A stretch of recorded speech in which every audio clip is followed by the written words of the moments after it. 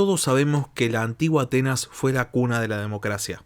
Sin embargo, lo que no todos sabemos es que durante los primeros siglos de su existencia independiente, el panorama político en Atenas fue bastante caótico. De hecho, esto era en realidad la norma en todas las ciudades que emergían después de lo que había sido el colapso de la Edad del Bronce.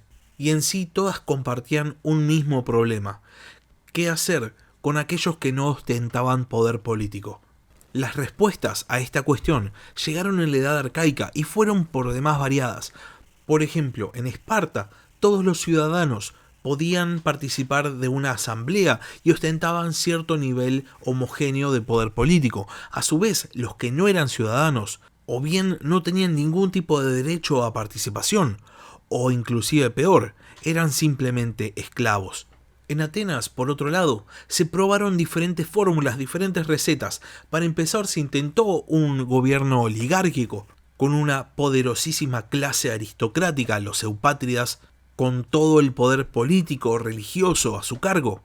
Esto rápidamente derivó en abusos. A diferencia de Esparta, en Atenas, los ciudadanos estaban primero a su propio servicio y después al servicio del Estado. Así que se necesitaba quien los regulase, y ahí es cuando aparece Dracón, quien pone penas enormes para delitos simples.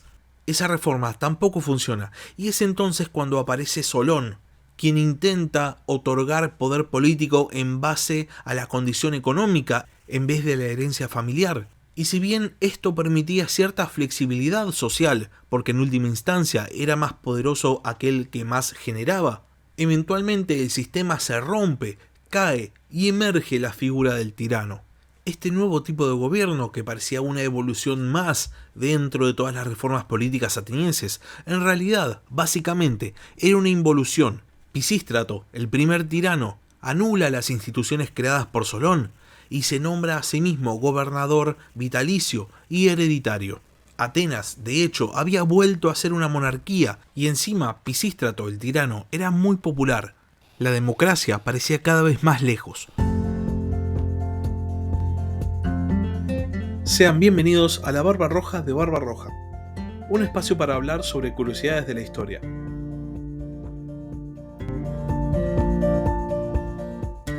Los años de gobierno del tirano Pisístrato habían sido muy buenos para Atenas. Se habían llevado a cabo muchos proyectos de infraestructura, se había extendido el área de influencia de la ciudad, abarcando territorios más allá del mar Egeo, y tal vez la cuestión más importante, había vuelto la estabilidad política. Atenas había estado marcada por una gran división política, no solo entre los aristócratas y aquellos que quedaban por fuera del sistema político, sino también, una vez que fueron constituidas las instituciones de Solón, por facciones políticas que pensaban diferente y simplemente no se podían poner de acuerdo. Atenas tenía un claro caso de una temprana grieta política. Y en ese sentido, Pisístrato llegó y arregló todo el caos político. Así que el tirano fue percibido genuinamente como un gran gobernante.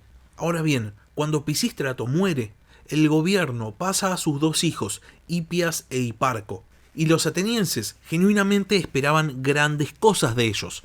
Después de todo, eran los herederos del gran tirano. Y desde un primer momento, los hijos de Pisístrato interpretaron el papel a la perfección.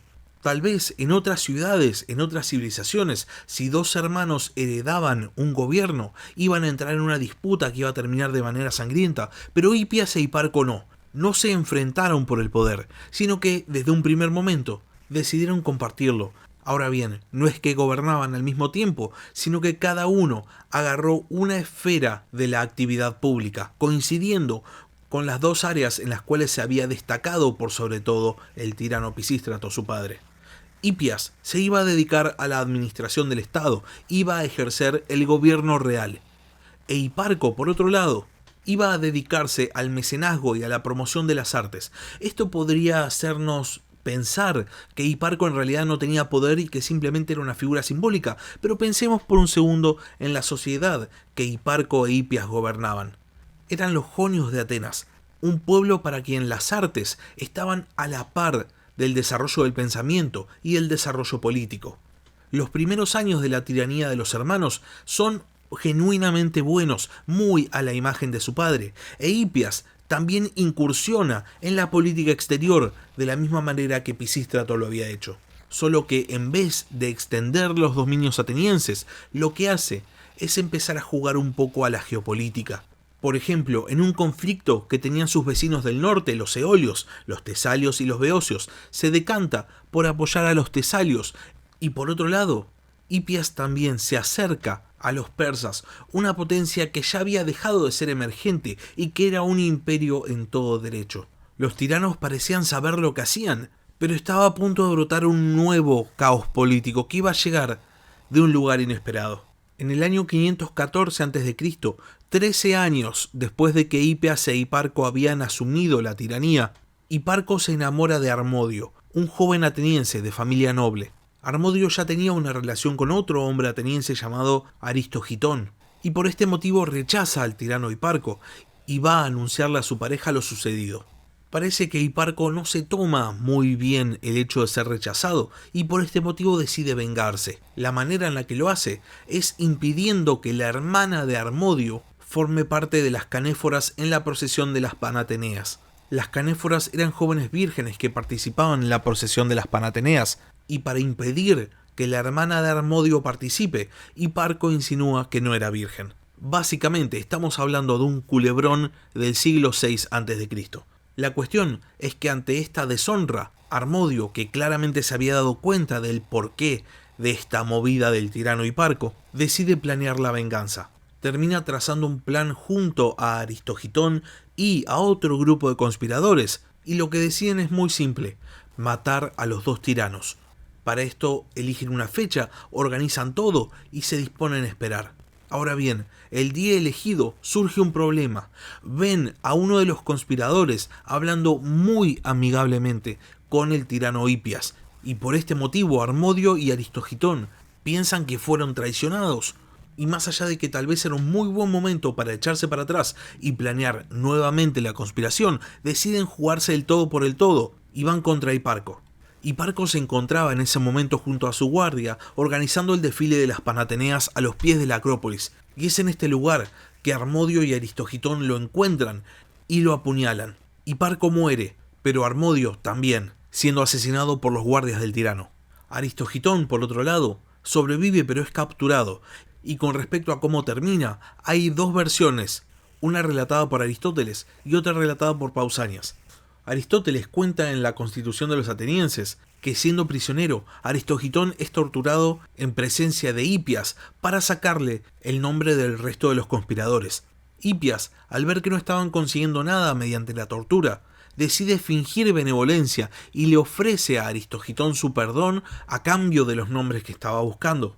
Aristogitón, por su parte, finge aceptar el trato de Hipias, pero cuando el tirano le ofrece la mano para sellar el trato, Aristogitón lo critica por aceptar perdonar a quien había asesinado a su hermano, e Hipias entonces lo mata en el acto. Por otro lado está la versión de Pausanias, que dice que en vez de haber sido Aristogitón el torturado, habría sido Leena, una hetaira de la cual Aristogitón estaba perdidamente enamorado. En el relato de Pausanias, Hipias habría ofrecido la vida de Leena a cambio de los nombres de los conspiradores, y al no conseguirlos, simplemente la habría asesinado. Al margen de cuál relato es correcto, o si los dos son producto de la tradición, lo que sabemos es que después del proceso del tiranicidio, ni Harmodio ni Aristogitón sobreviven. Sin embargo, van a ser considerados mártires por la causa democrática, y con el paso del tiempo se van a poner dos estatuas, una de Harmodio y otra de Aristogitón, en Atenas, con el fin de honrarlos por su contribución a la llegada de la democracia. Ahora bien, la muerte de Hiparco marca profundamente a Hipias y su gobierno da un vuelco radical. El tirano empieza a tomar medidas de tipo autoritario y sobre todo se enemista profundamente con la aristocracia ateniense. El caos político había vuelto a Atenas y esta vez iban a ser los miembros de la aristocracia los que iban a intentar solucionar las cosas. En el año 511 a.C., la familia de los Alcmeónidas, que había sido exiliada de Atenas, busca el apoyo de una potencia helénica externa para deponer al tirano Hipias. Estamos hablando de la Esparta de Cleómenes I, y para contar lo que pasó a continuación, vamos a darle la bienvenida al primer invitado de la historia de este podcast. Martín del canal Esto es Argos.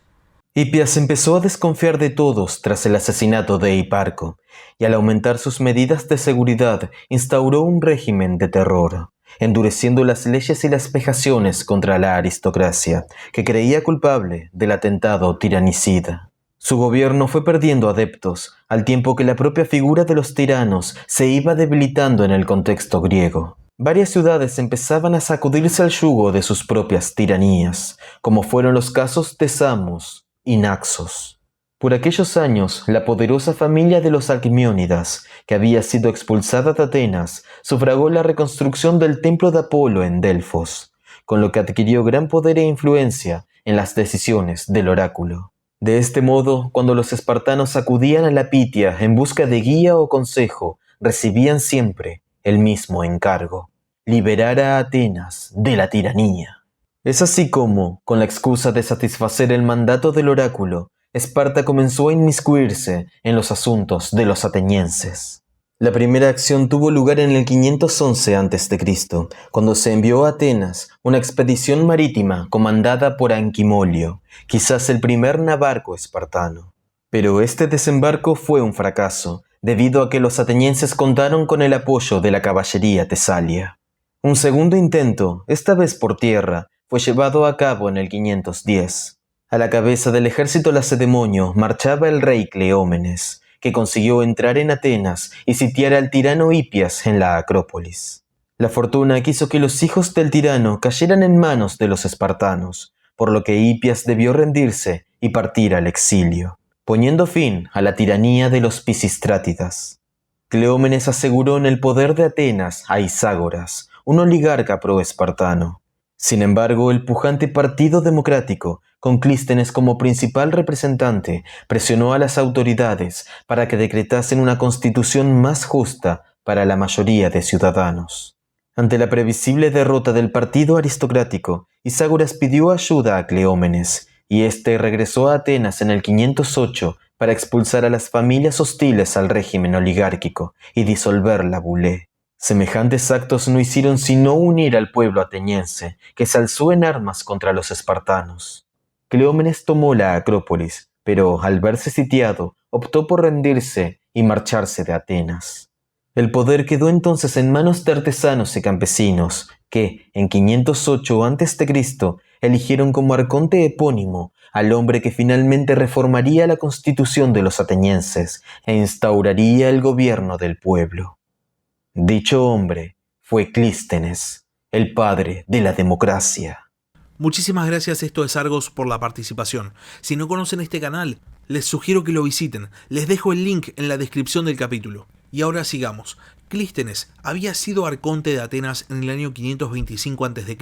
y había sido exiliado por el propio Hipias. Y cuando vuelve a asumir el gobierno, en un primer momento se dispone simplemente a reinstaurar todas las instituciones de Solón. Ahora bien, cuando adquiere el suficiente apoyo político, Clístenes decide encarar su propia serie de reformas, que van a ser de enorme importancia porque van a dar como resultado el surgimiento de la democracia ateniense. Lo primero que reforma Clístenes son las tribus que había instaurado Solón. Clístenes creía que este sistema de dar más poder político a aquellos que tuviesen más riqueza había dado como resultado el surgimiento de la tiranía, porque después de todo, aquellos que más poder tuviesen, que eran también los que más poder económico tenían, iban a ser propensos a apoyar políticamente a alguien que simplemente les permitiese perpetuar su poder político y económico. Así que Clístenes decide reemplazar este sistema con otro, total y completamente diferente. El nuevo gobernante de Atenas se deshace de las 4 tribus de Solón y en su lugar instaura 10. Cada una de estas 10 tribus iba a ser de carácter geográfico e iba a estar constituida por varios demos. Los demos eran pueblos, en el sentido literal de la palabra, poblados. Cada ciudadano de Atenas, independientemente de su condición económica, tenía que inscribirse en un demos, y esta inscripción era hereditaria. Eso quiere decir que una vez que alguien se inscribiese, sus hijos y los hijos de sus hijos, y así progresivamente, iban a pertenecer al mismo demos. Y esta inscripción era de tipo geográfica. Cada ciudadano de Atenas tenía que inscribirse en el demos en el cual residía. A su vez, los demos iban a estar agrupados en grupos de 3, llamados tritias, constituidas por un demos costero, un demos de la llanura y un demos de la colina. Para finalizar con las reformas sociales, Clístenes, con el fin de crear una cohesión, abole los patronímicos y los reemplaza con el nombre del demos de pertenencia. Después de reformar el sistema de tribus, Clístenes reforma las instituciones. Para empezar, reemplaza la bulé instaurada por Solón por una nueva bulé, constituida por 500 miembros, 50 por cada tribu. Los miembros de esta bulé se elegían por sorteo para garantizar la máxima participación posible, y entre sus funciones estaba la de promover proyectos de ley y convocar a la eclesía. El antiguo consejo del Areópago quedaba relegado a funciones consultivas. Los proyectos de ley que la bulé presentaba tenían que ser aprobados por la eclesía, y para esto la asamblea de ciudadanos se tenía que reunir 40 veces al año. En cuanto al sistema judicial, Clístenes lo reforma e instaura jurados.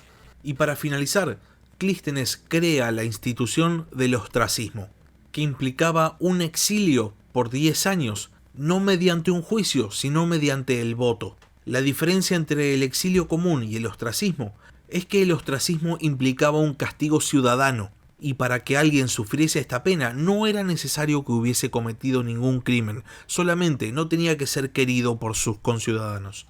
Esta institución de Clístenes generó todo tipo de abusos, y paradójicamente fue el propio Clístenes el primero en sufrir el ostracismo. Sin embargo, al margen de esto, todo el poder político en Atenas ahora estaba en las diferentes asambleas. Ya no iba a haber más un gobernante, ya no iba a haber más un rey o un tirano. Ahora iba a haber asambleas de ciudadanos, asambleas populares, decidiendo el destino político de un estado. Este concepto, que hoy en día es tan normal para todos nosotros, en su momento fue completamente revolucionario. Ahora, en la práctica, ya no se necesitaba más ni una herencia sanguínea, ni una condición económica para poder ostentar el poder político. Habiendo concluido sus reformas políticas, Clístenes declara que ha logrado instaurar la isonomía, la igualdad ante la ley. Si su nuevo sistema político iba a ser o no exitoso, es un tema para otro capítulo. Hasta acá llegamos con el capítulo de esta semana. Si el capítulo les gustó, no se olviden de suscribirse al canal, tanto en Spotify como en YouTube. Una vez más, muchas gracias al canal Esto es Argos por haber participado en este capítulo. Y si tienen alguna pregunta, tienen algo para decir o simplemente quieren participar, pueden escribirme un comentario en YouTube, pueden escribirme un mail al mail del podcast, labarbarroja@gmail.com, o pueden seguirme en Twitter en @barbarrojacast. Muchas gracias por haber escuchado y hasta la próxima. Gracias por escuchar La Barba Roja de Barbarroja. Si tenés algún comentario, si tenés alguna pregunta o simplemente tenés algo para decir, podés escribir un comentario en YouTube o bien podés mandar un mail a labarbarroja@gmail.com. Hasta la próxima.